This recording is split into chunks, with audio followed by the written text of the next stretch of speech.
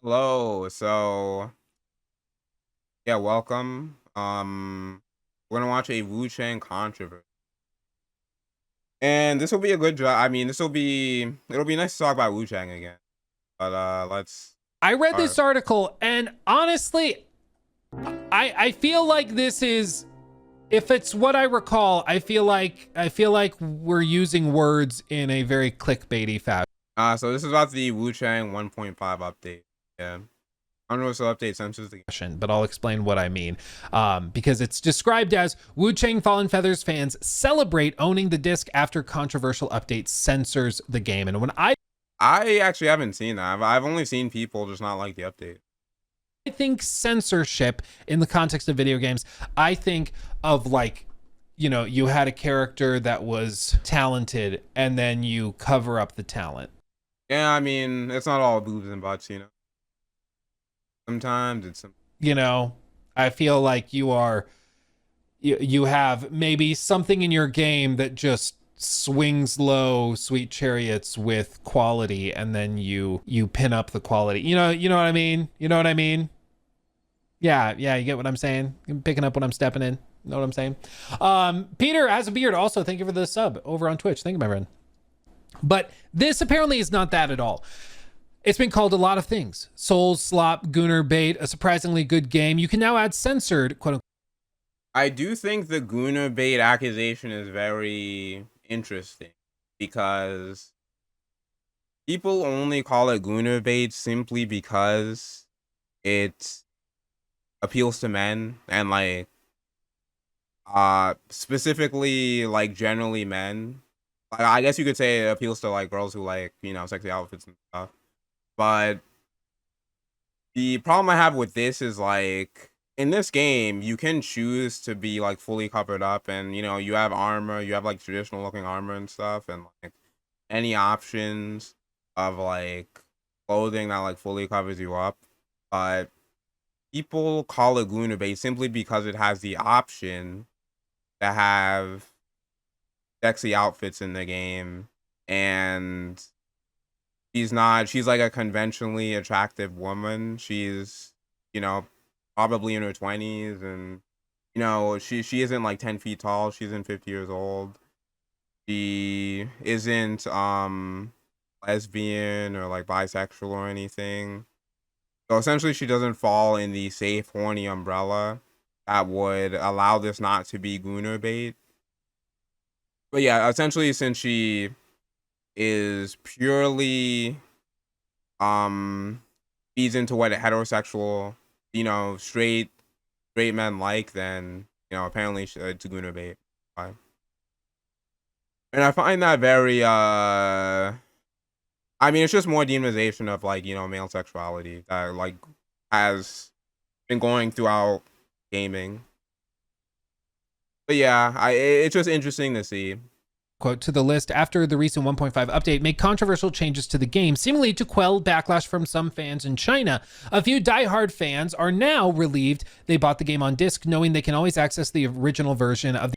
Yeah, so that's why I always buy the game on disc. Even on my second, because I went through this game like twice.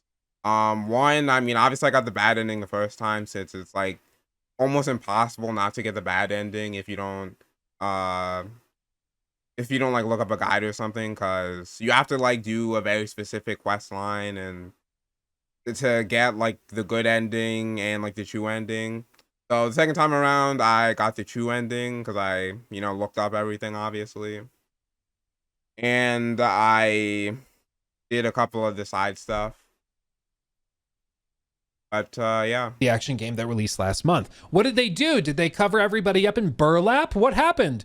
Well, the newest patch arrived earlier this week and made a bunch of changes, most of which seemed innocuous enough. Some were enthusiastically welcomed, like a sped up healing animation.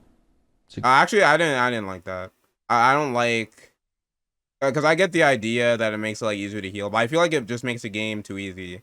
I The one thing I do like is the getting up quicker, because that was like a huge problem where you get knocked down and then the boss can just like keep hitting you and stuff. Like when you are trying to get up. So I think getting up faster was like a good change. But the healing animation, maybe it's because I'm used to Vindictus. Well, I mean pre like easy mode Vindictus, where your potions had like a decent amount of like healing. But I guess you could argue in Vindictus it was like, usually like 5 other people fighting with you, like a raid or something. Generally speaking, so but still I like the difficulty there. That you have to actually choose when the boss um when the boss gives you breathing room to actually heal. You have to like specifically be aware of that moment and heal then. Good thing to have. The ability to cancel out of recovery animation by dodging. That's a good thing to have. Improved iframes when recovering from getting knocked down. Yeah. That's also cool. Tightening up the combat and stuff like that. I love that. I don't know if this guy played it or not. Other changes were more ominous than they first appeared, though. Quote, added dialogues for some NPC to complete some plots. I don't know about that. Because the plot is like it's very like item heavy. And what do I mean by that is like, if you don't read the dialogue of every like armor set or every spell and stuff, you will not know 100% what is going on. Like you don't know like how this happened to this NPC and like why this NPC is doing this, and a lot of plot points are in the description of things you get. So, you got to make sure to read everything. The game doesn't spell out the plot for you. Okay. Not sure what that means. We will further optimize the exhaustion animations in the future to improve the plot performance. Okay. Not sure what that means. What was developer Lin Z talking about? Well, it soon became clear, as shared on social media by Souls aficionado and early advocate for wuchang Lance McDonald. Quote, what they mean is they made it so you can no longer kill any historically significant bosses or NPCs. They changed it so any historically significant bosses or NPCs can't be killed. Now they just get exhausted and like relax after the fight. Yeah, it kind of makes, no sense considering the story, but yeah. And talk to you. So I'm guessing this is like in Starfield when you try to kill like a quest giver and they just drop to all fours and like, I need a minute. I'm pretty sure what happens is I think I've seen a clip where like if you kill the boss, they'll like appear like in the boss area or something, like totally fine, like after you kill. And yeah, it's pretty ridiculous, and yeah, it's just a bad update, like story-wise all around, and it like goes against like the whole story, to be honest. And you're like, I just shot you with a bazooka in the face. Like, I just need a second. And then after a few minutes, they stand up and talk to you, and it's like, John didn't like that. I'm guessing that's what they're doing here. Historical figures that previously died within the fictional game, like Liu Wenshu. Okay, I know this guy. I'm pretty sure is the dude with the gun and the lightning powers. This dude, I'm not sure. Wait, actually, is he the treasurer? I'm not. I feel like he might be the treasurer, but I'm not sure. Because I didn't finish his quest, so I'm not sure. Emperor. And Liu Chengin. I thought the Emperor started with a Z. I'm so sorry. I don't. I guess I only know that one. I'm from Colorado. What did you expect? My pronunciation is going to be bad. And Emperor Chongzhen are now live on. They can't be killed. Let's see. Daniel said, yep, the game isn't even officially released in China. It doesn't have a publishing license. Too much of its content goes against what's allowed to be depicted in games in China anyway.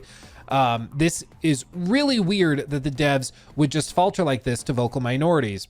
Lance replied, people got mad you can kill the late stage Ming Dynasty Dragon Emperor in game, but he was literally dead by this point in history and you kill a horrific zombie version of him to stop his resurrection. Anyone offended by that is wild, and having him survive now ruins the plot. It is wild to like retcon the plot of your game in a patch. Like imagine at the end of Last of Us Part. Yeah, it's pretty crazy. I'm trying to think, like, obviously I'm against it since I'm anti-censorship, as you know.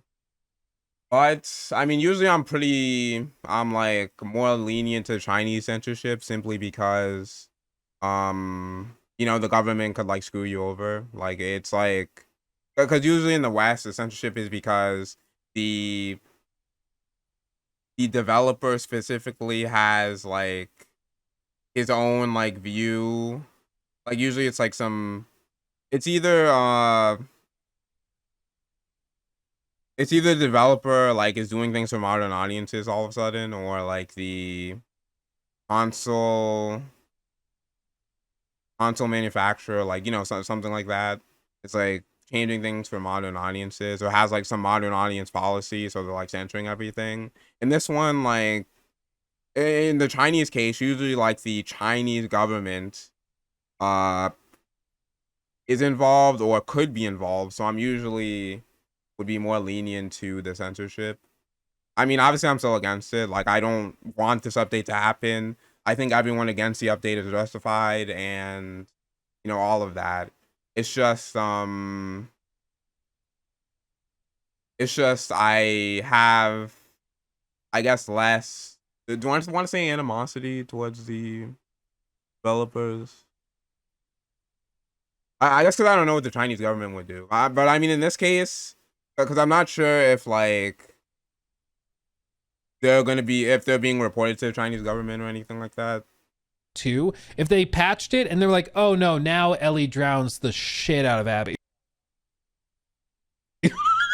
They're like, yeah, just we updated it, made it a little better. Imagine if they did that. It'd be ridiculous. W's in chat. But that's basically what they're doing here, is they're changing it. So previously a boss that you killed as like the high point climax of the story. Yeah, now they like survive and goes against like the whole team. Oh, yep. And I feel like if you put this picture on screen and you say it's censored, I think people will assume something else is happening. But I get. Well, I think, because I feel like if they put a picture of like a sexy outfit and put like an X over it, then I feel like that's why people would get like misled, you know. But I get it. Most censorship is usually of the sexy variety. Get what they mean. Yeah, the CCP patch. It feels like they are, I don't know if they're trying to get a publishing license in China, and they're trying to. Also, isn't that crazy that like the Chinese game is like less censored in terms of like sexually than a Western game? At least one that doesn't cater towards like the safe horny metrics that I said earlier, to tone it down so that they can get that. Because obviously Baldur's Gate, you can be nude and all that. Because in China, you can't depict their historical figures that way, I guess. But yeah, this is crazy. McDonald continued, like actual censorship due to pressure from Chinese players who are upset about being able to kill historically significant characters. Players are pointing that the prey gestures have been removed that you previously learned from the Portuguese Christian character in the series of main and Chapter 4 have also been changed not by previously challenging section now reads. Oh yeah, jeez. That section was crazy the first time. I mean, now like I'm used to it the second time around, but man. From the end of the Ming Dynasty. Like crazy to see it. Players corner. are reporting that the quote-unquote pray gesture has been removed that you previously learned from the Portuguese Christian character in the game. Was there any point to that gesture? I feel like I've never used it. I remember using worship a lot, but like pray, because I know the gesture they're talking about, and like where they get it from and all that, but like I'm not sure if you actually use it specifically for anything. So they removed like the ability to pray as a gesture. I mean, like, talk about snowflakes, man. Like, what the hell are we doing? Like, this is crazy. This is crazy. Not sure why. A series of Ming soldiers in Chapter 4 have also been changed to not fight the player. Oh, it also goes against the story. They're all supposed to fight you because, you're like feathered and everything. But yeah, they basically threw the story out the window. Like redoing entire Generalness to armor and various boss fights. Players have been revolting against 1.5 on Steam and Reddit, where some have accused wuchang subreddit mods of deleting claims after 80 on Steam pulled the trigger for console.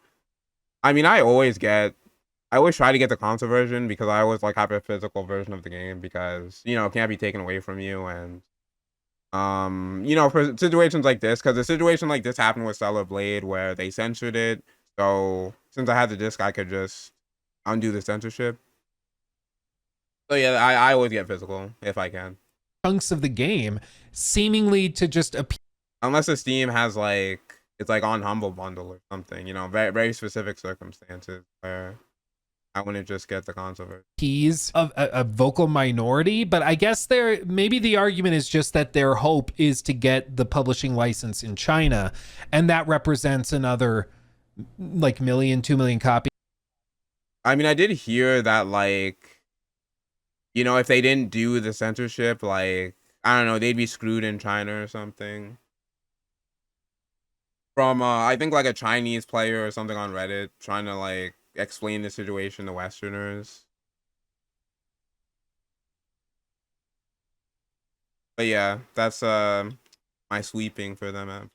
Maybe more, and so they're like, we just have to release in China, so let's just get it fixed up, and this is what their lawyers are telling them to do, and so they're trying to do that so they can release in China, and they're hoping that then they can make a lot more money. But yeah, is there anything else relevant in this? For 80 hours on Steam, I pulled. Yeah, some players are trying to roll back updates on Steam by editing files.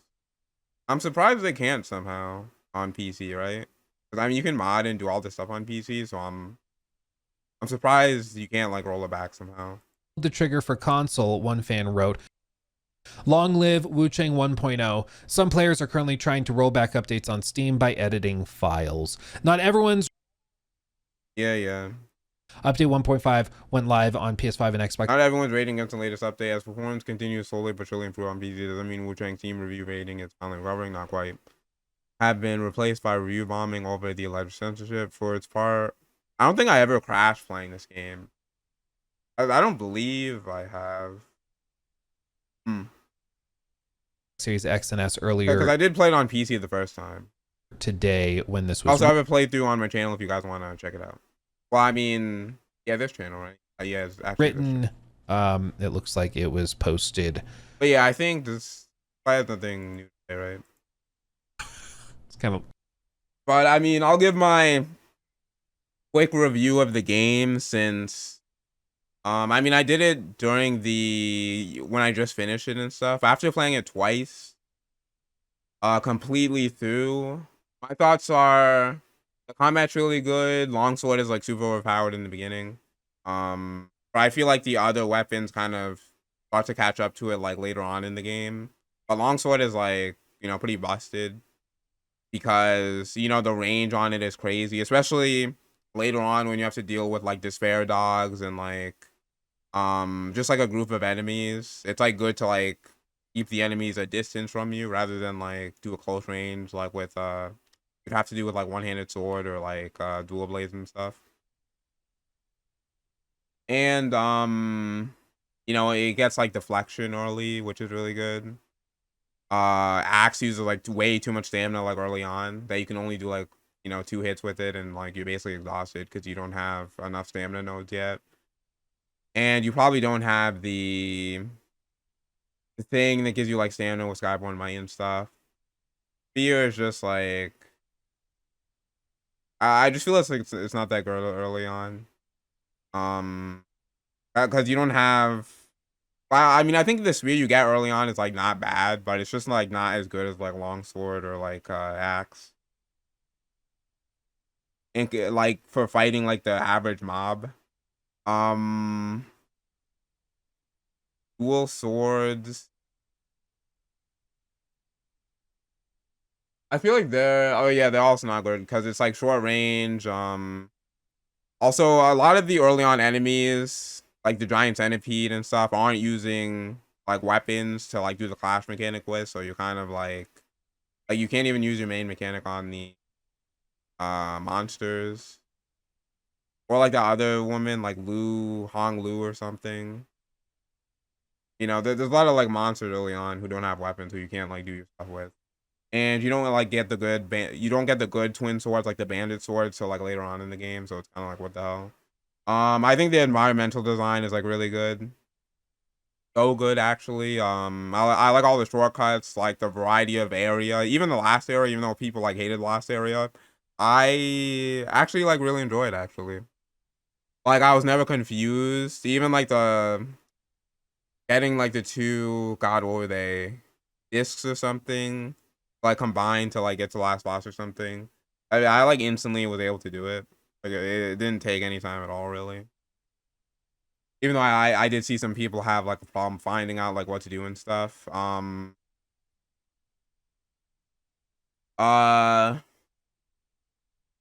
I do like the environmental hazards. Like I think early on I was kind of like annoyed by them, especially was it the Mercury place? I think Mercury Workshop, I was probably annoyed by them. But you know, they kind of grew on me. Like I like having to change my armor for like the environment because some environments have like corruption and like all this junk around, and then you can. But each armor has like the different resistances to like corruption, despair, and stuff. And like I kind of like having to change armor. I mean, sometimes, but in like the last area, there's like strong, regular enemies along with like despair dogs, and it's kind of somewhat annoying to have to like your change your armor around because if you are in regular armor, then the despair dogs can basically just one shot you and like instantly kill you if they hit you. And it's like hard not to get hit by them at least once. And if you change into armor that protects you against the despair dogs, then you'll get hurt a lot by like regular enemies. So, you know, it's kind of like a interesting trade-off. But um I think it's like it's kind of grown on me, like the how you have to like prepare for the environment and like the enemies in the environment for like in that way. And I like the easy respecking. You can like respec without just like going to any shrine. You can just respec pretty easily. The music's really good, especially like during the last boss. Like even like leading up to it, the music's really good. The variety of armors and playstyles and stuff, really cool. Like I think in the beginning, first playthrough I was using a burn build. Second playthrough I was using an axe build with like rupture and like leech and stuff. So yeah, I think there's like variety there, and there's like multiple weapons and stuff. Uh, let's see, combats. It's fun. It's also good. Like I like how you know for some enemies you can like clash, deflect, and stuff. And a lot of the enemies, if you're like good enough, you can try to backstab them because a lot of the enemies are human sized, and a lot of the human sized enemies, if you backstab them once, then you can like instantly open them up for like an obliterate, which is like a lot of damage and you combo them and stuff. But I do like it's very like if you know what you're doing, you'll do like really well. And what else? Let's see, environment, combat, the arm variety is really good. Weapons, they're fun. And story, I mean, at first I like didn't know fully what was going on because, like I said, you have to read like a lot of the armor you get, the spells you get, basically anything you get, you have to read. Um, it's just like a different kind of storytelling than I'm used to, you know. Because like for example, Stellar Blade, they just tell you like what's going on, even like the side quests and stuff. They just like tell you, but for this you have to like read everything. So definitely a different kind of storytelling. But I would say that I would prefer if my character like talked more often because you know she talks in like the first two like cutscenes I think, and then like never talks again. Which is weird. Uh, but yeah, you kind of have to like dig. You have to dig to see like what is really going on everywhere. You know. The only things I didn't like, I would say, is like some things, some quests are like very easy to fail. Like if you like, basically, if you're not reading a guide, you could like fail any quest, or like even at the end, if you talk to like a certain NPC before you talk to this other NPC, then you're basically screwed out of like a good ending, and I think the true ending as well. So you basically only get the bad ending, or like the other ending. So I think it's probably just too easy to get a bad ending, to be honest. Uh, what else? There was something else I wanted to talk about.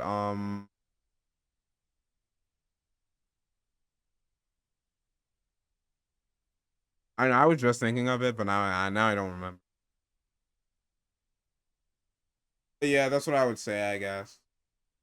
That's my Wu-Chang review, which I don't know how long it's Kind of been. lame. Kind of But overall, I'd probably give it like I want to say like an 8 out of 10, I guess. sucks. But I think it literally is being done just because they're trying to get access to release in China, and that represents enough cash that it's worth redoing all of this. So they're like, just go along with it. Go along with it. Who cares? Whatever. That's wild, dude. It's wild. I mean, again, I still think that the word censorship, at least you. Okay. Maybe we've exhausted this topic. You just reading Steam reviews, yeah. Censorship and stuff. But yeah, but basically to summarize, I'm against the censorship as usual. And hopefully they actually, I don't know if they're gonna do this next time, because I mean they're like it's still censored, so I don't like, if anything, they'll just make it from the ground up, they'll just make it like them unkillable, which will suck. So yeah, it's just really unfortunate. A good game getting, you know, getting this like bad markup on it. It's unfortunate. But yeah, that's all I have to say. Peace out.